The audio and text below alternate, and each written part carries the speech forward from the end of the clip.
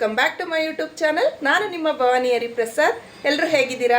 I hope ಎಲ್ಲ ಚೆನ್ನಾಗಿದ್ದೀರಾ ಅಂತ ಅಂದ್ಕೊಳ್ತಾ, ಇವತ್ತು ಮಕರ ಸಂಕ್ರಾಂತಿ.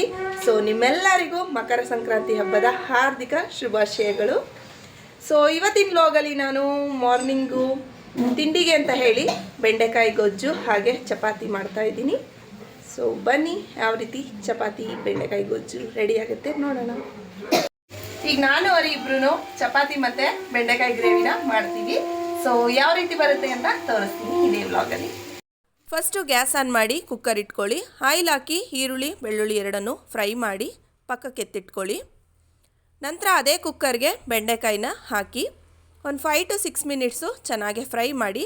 ಆಯಿಲ್ ಇರುತ್ತಲ್ಲೋ ಆಲ್ರೆಡಿ, ಅದರಿಂದ ಬೇಡ ಅಂದರೆ ಬೇರೆ ಪ್ಯಾನಲ್ಲೂ ಸಹ ಫ್ರೈ ಮಾಡಿ ಆ್ಯಡ್ ಮಾಡ್ಕೊಳ್ಬೋದು. ನಾನು ಏನಕ್ಕೆ ಎರಡೆರಡು ಅಂತ ಹೇಳಿ ಒಂದರಲ್ಲೇ ಫ್ರೈ ಮಾಡ್ತಾ ಇದ್ದೀನಿ. ಇಲ್ಲಿ ಆಲ್ರೆಡಿ ಬೆಂಡೆಕಾಯಿ ಫ್ರೈ ಮಾಡ್ತಾ ಇದ್ದೀನಿ. ಸೊ ಮಸಾಲೆ ಸಹ ರೆಡಿಯಾಗಿದೆ. ಕಾಯಿ ಸ್ವಲ್ಪ ಒಂದೆರಡು ಟೊಮೊಟೊ, ಈರುಳ್ಳಿ ಬೆಳ್ಳುಳ್ಳಿ ಹಾಕ್ಕೊಂಡು ಸ್ವಲ್ಪ ಖಾರದ ಪುಡಿ ಹಾಕ್ಕೊಂಡು ನಾನು ಗ್ರೈಂಡ್ ಮಾಡ್ಕೊಂಡಿದ್ದೀನಿ. ಈ ಕುಕ್ಕರ್ಗೆ ಬೆಂಡೆಕಾಯಿ ಹಾಕಿ ಚೆನ್ನಾಗಿ ಸ್ವಲ್ಪ ಆಯಿಲ್ ಹಾಕಿ ಫ್ರೈ ಮಾಡ್ಕೊಳ್ತಾ ಇದ್ದೀನಿ. ಆಲ್ರೆಡಿ ನಾನು ಗೋಧಿ ಹಿಟ್ಟನ್ನ ಕಲಸಿಟ್ಟಿದ್ದೀನಿ. ಹಾಫ್ ಆನ್ ಅವರ್ ಮುಂಚೆನೇ ಕಲಸಿಡೋದ್ರಿಂದ ತುಂಬಾ ಸ್ಮೂತಿಯಾಗಿ ಬರುತ್ತೆ.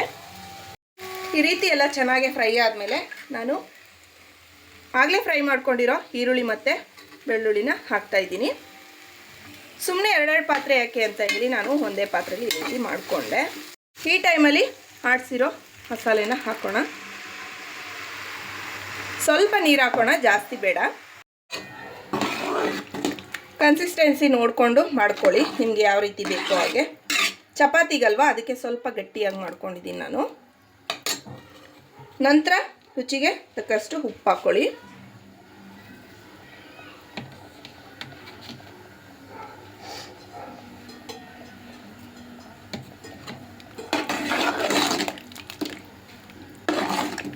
ಇದನ್ನೀಗೆ ನಾವು ಸಿಮ್ಮಲ್ಲಿ ಇಟ್ಕೊಂಡು ಬೇಯಿಸ್ಕೊಳ್ಬೋದು. ನಾನು ಒಂದು ವಿಷಲ್ ಬರೆಸ್ತೀನಿ, ಯಾಕಂದರೆ ನಮ್ಗೆ ಸ್ವಲ್ಪ ಸ್ಮ್ಯಾಶಿ ಆಗಿದ್ರೇ ಚೆಂದ, ಮಕ್ಕಳಿಗೆ ಇಷ್ಟಪಡ್ತಾರೆ. ಒಂದು ವಿಷಲ್ ಬರ್ಸೋಣ ಸಾಕು. ಈ ಕಡೆ ತವ ಇಟ್ಕೊಳ್ಳೋಣ. ತವ ಬಿಸಿ ಆಗಲಿ. ನಂತರ ಚಪಾತಿ ಹಾಕೋಣ. ಸ್ವಲ್ಪ ಎಣ್ಣೆ ಹತ್ಕೊಂಡು ರೌಂಡ್ ಮಾಡ್ಕೊಳ್ಳೋಣ.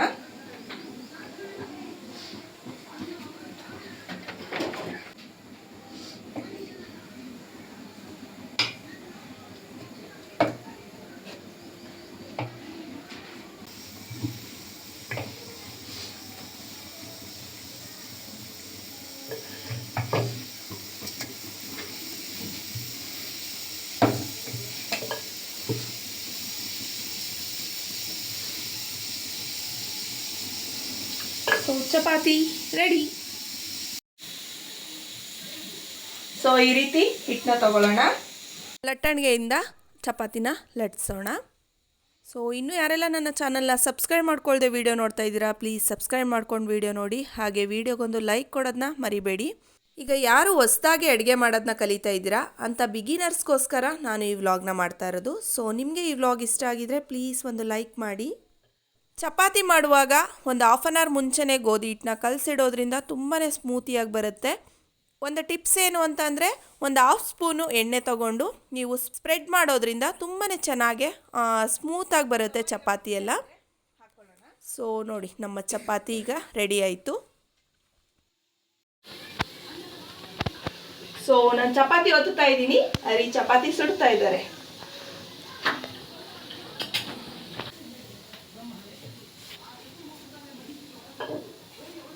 ಸೊ ಚಪಾತಿ ರೆಡಿ.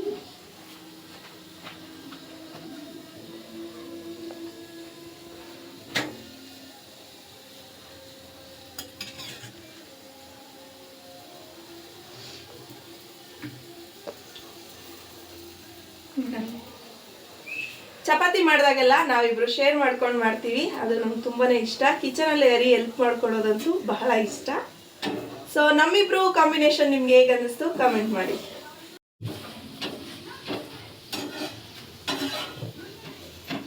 ನಾನೀಗ ಚಪಾತಿ ಮಾಡ್ತಾ ಇದ್ದೀನಿ. ಹರಿ ಚಪಾತಿನ ತರ್ತಾ ಇದ್ದಾರೆ.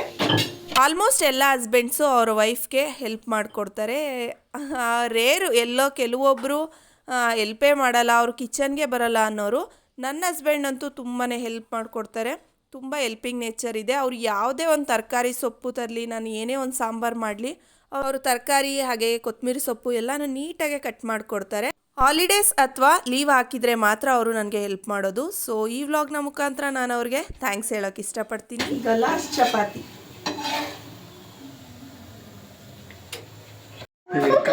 ಎಲ್ಲೂ ಹೋಗಕ್ಕಾಗಲ್ಲ.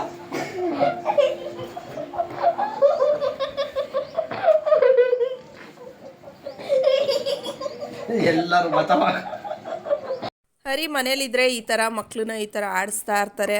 ನನಗಂತೂ ತಲೆ ಕೆಟ್ಟೋಗುತ್ತೆ, ಯಾಕಾರು ಇದ್ದಾರೋ ಅನ್ನುವಷ್ಟು ಒಂದೊಂದು ಸತ ಕೋಪನೂ ಬರುತ್ತೆ, ಆಟ ಆಡ್ತಾ ಇದ್ದ ಖುಷಿನೂ ಆಗುತ್ತೆ. ಸೊ ಪ್ರೆಷರ್ ಎಲ್ಲ ಈಗ ಆರಿದೆ. ಬನ್ನಿ ನಮ್ಮ ಬೆಂಡೆಕಾಯಿ ಗೊಜ್ಜು ಯಾವ ರೀತಿ ಬಂದಿದೆ ನೋಡೋಣ. ಸೊ ನೋಡಿ ಎಷ್ಟು ಚೆನ್ನಾಗಿ ಬಂದಿದೆ.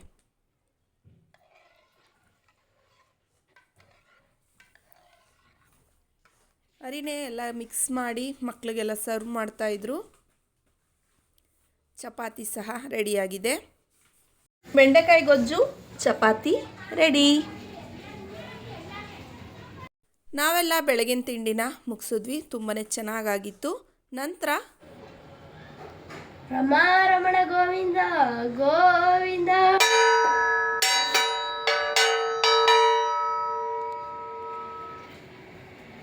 ಸಂಕ್ರಾಂತಿ ಹಬ್ಬದಲ್ಲಿ ವರ್ಷನೂ ಆಯುಷ್ ಈ ರೀತಿ ಉಪದಾನ ಮಾಡ್ಕೊಂಡು ಬರೋಕ್ಕೆ ಹೋಗ್ತಾನೆ. ಉಪದಾನ ಮಾಡ್ಕೊಂಡು ಬಂದಿರೋ ಅಕ್ಕಿಲಿ ದೇವ್ರಿಗೆ ನಾವು ನೈವೇದ್ಯ ಮಾಡಿ ದೇವ್ರ ಪ್ರಸಾದ ಮಾಡ್ತೀವಿ. Hi hello, welcome back to my YouTube channel. ನಾನು ನಿಮ್ಮ ಭವಾನಿ ಹರಿಪ್ರಸಾದ್. ಎಲ್ಲರೂ ಹೇಗಿದ್ದೀರಾ? ಎಲ್ಲರೂ ಚೆನ್ನಾಗಿದ್ದೀರಾ ಅಂತ ಅಂದ್ಕೊಳ್ತಾ, ಇವತ್ತು ಮಕರ ಸಂಕ್ರಾಂತಿ ಆಗಿರೋದ್ರಿಂದ ನಿಮ್ಮೆಲ್ಲರಿಗೂ ಮಕರ ಸಂಕ್ರಾಂತಿ ಹಬ್ಬದ ಹಾರ್ದಿಕ ಶುಭಾಶಯಗಳು.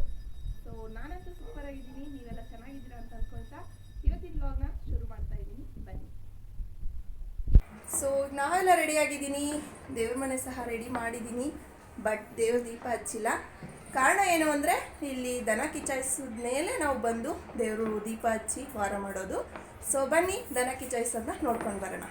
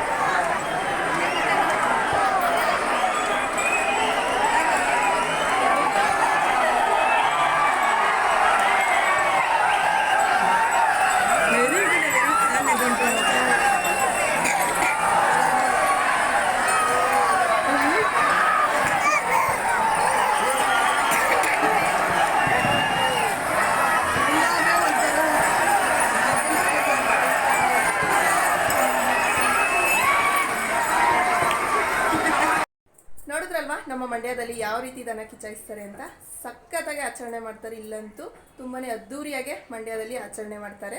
ನನಗಂತೂ ಮಕರ ಸಂಕ್ರಾಂತಿ ಹಬ್ಬದ ದಿನ ಇಲ್ಲಿ ದನ ಕಿಚಾಯಿಸೋದು ನೋಡೋದಕ್ಕೆ ತುಂಬಾ ಖುಷಿಯಾಗುತ್ತೆ.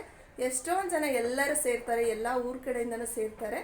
ಈಗ ಅಲ್ಲಿಂದ ನಾವು ಬಂದ್ವಿ. ಈಗ ದೇವ್ರ ಮನೆಗೆ ದೀಪ ಹಚ್ಚಿ ನಂತರ ನಾವು ದೇವ್ರ ವಾರವನ್ನು ಮಾಡ್ತೀವಿ.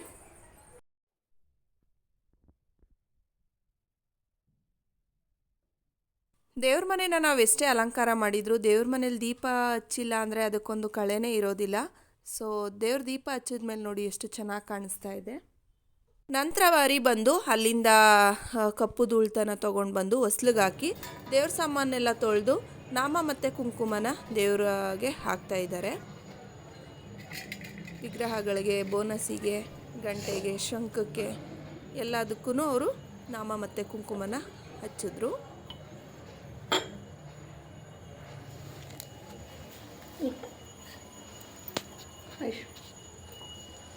ಸೊ ಆಯುಷ್ ಅವ್ರ ಅಪ್ಪಂಗೆ ಹೆಲ್ಪ್ ಮಾಡಿಕೊಡ್ತಾ ಇದ್ದ. ಅಪ್ಪನ ಸೇರಿಸಿ ಹಿಂದಕ್ಕೆ ಹೋಗಿ ಮಾಡೋದು.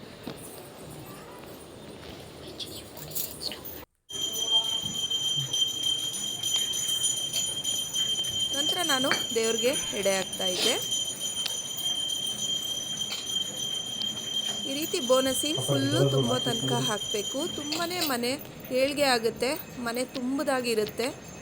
ಅದಕ್ಕೋಸ್ಕರ ಮತ್ತೆ ಮತ್ತೆ ಹೇಳ್ತಾ ಇದ್ದೀನಿ, ಯಾರೇ ಆಗಲಿ ಬೋನಸಿ ತುಂಬ ಊಟನ ಬಡಿಸಿ.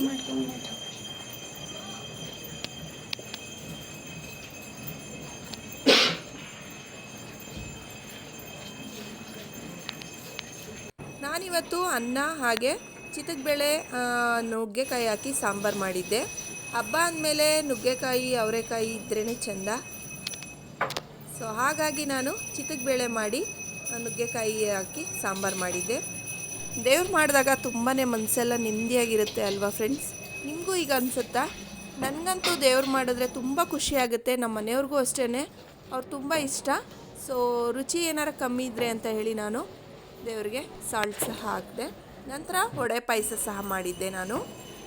ಅದನ್ನು ಸಹ ದೇವರೆಡೆಗೆ ಬಡಿಸಿದೆ. ಹಬ್ಬ ಅಂದಮೇಲೆ ಸಿಹಿ ಇದ್ರೇ ಚೆಂದ ಅಲ್ವಾ? ಸೊ ಹಾಗಾಗಿ ನಾನು ವಡೆ ಪಾಯಸನ ಮಾಡಿದೆ.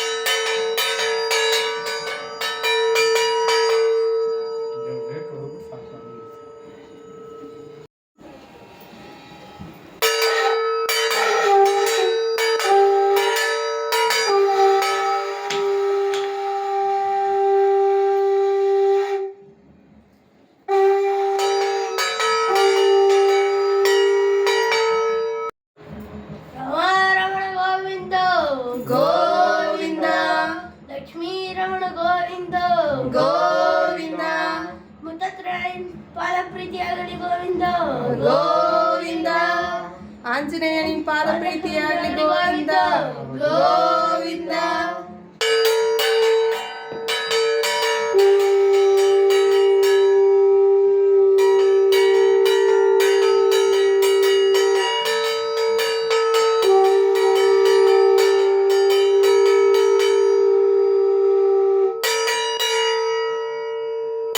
ದೇವರೆಲ್ಲ ಮಾಡಿದ್ಮೇಲೆ ಈ ರೀತಿ ನಾವು ಎಳ್ಬೀರ್ತೀವಿ. ಸೊ ಮೋನು ಈಗ ಎಲ್ಲ ಮನೆಗಳಿಗೆ 9 ಮನೆಗಳಿಗೆ ಎಳ್ಬೀರ್ಲಿ ಅಂತ ಹೇಳಿ ನಾನು ಅವಳನ್ನ ಕಳಿಸ್ದೆ.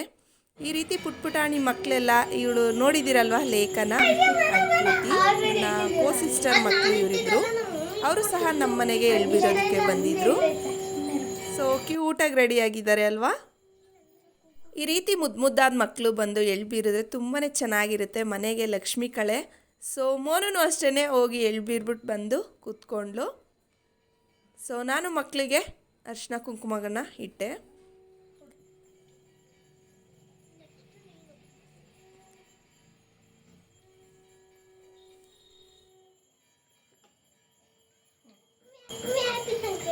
Thank you.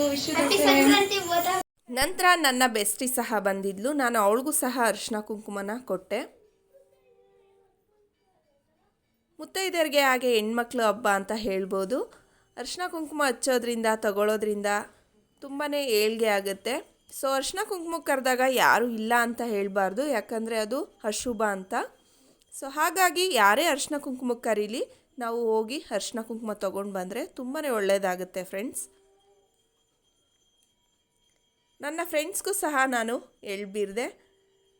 ಸೊ ಅವಳು ಸಹ ನನಗೆ ಅರಿಶಿನ ಕುಂಕುಮ ಇಟ್ಲು. ತುಂಬಾ ಖುಷಿಯಾಗುತ್ತೆ ಅಲ್ವಾ ಈ ರೀತಿ ಎಲ್ಲ ಸಂಭ್ರಮ ಮಾಡೋದ್ರಿಂದ. ಇದು ಹೆಣ್ಮಕ್ಳ ಹಬ್ಬ ಅಂತಲೇ ಹೇಳ್ಬೋದು. ಏನೋ ಒಂಥರ ಖುಷಿ ಇದು.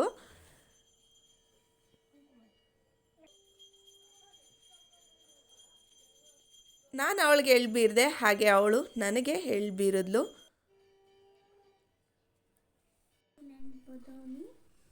ಸೊ ನನ್ನ ಫ್ರೆಂಡ್ ಜೊತೆ ಒಂದು ಪಿಕ್ ತಗೊಂಡೆ. ನಂತರ ಇವರಿಬ್ಬರು ಸಿಸ್ಟರ್ಸ್. ಸೊ ನಮ್ಮ ನೈಬರ್ಸ್ ಇವರು, ಶಾಲಿನಿ ಆ್ಯಂಡ್ ದೀಪು ಅಂತ. ಸೊ ನನಗೆ ಅರಿಶಿನ ಕುಂಕುಮ ಕೊಡೋದಕ್ಕೆ ಅಂತ ಬಂದಿದ್ದರು. ನಾನು ಸಹ ಅರಿಶಿನ ಕುಂಕುಮ ತೊಗೊಂಡು ಅವ್ರಿಗೂ ಸಹ ಅರಿಶಿನ ಕುಂಕುಮ ಕೊಟ್ಟೆ.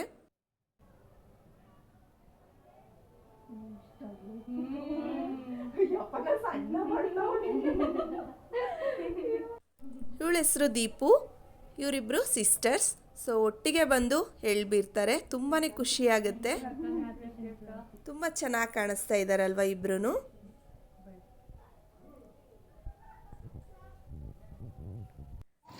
ನಂತರ ನಾನು ಹಬ್ಬದ ಅಡುಗೆ ಮಾಡಿದ್ದೆ.